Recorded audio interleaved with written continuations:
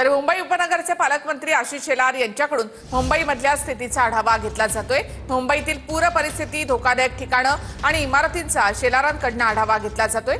शेलार यांच्यासोबत मुंबई महापालिका, म्हाडा, MMRDA, जिल्हाधिकारी कार्यालयाचे प्रमुख हे देखील उपस्थित आहेत। का नाही दिसले? कुठल्या 5 स्टार हॉटेलमध्ये होते? आज फिरतायत ना आदित्यजी, त्यांना याची उत्तर द्यायला लागतील। दुसरा प्रश्न आहे, 2006 ला मुंबईच्या पावसाच्या पाण्याचा निचरा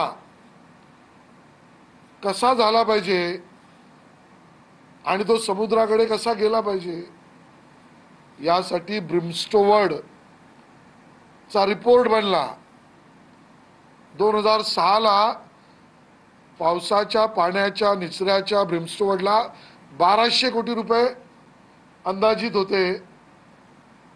2019 पर्यंत 4000 कोटीवर गेले। अजून ब्रिमस्टोवर्ड पूर्ण झाला नाही। 25 वर्षात तुम्ही काय केलं आदित्यजी?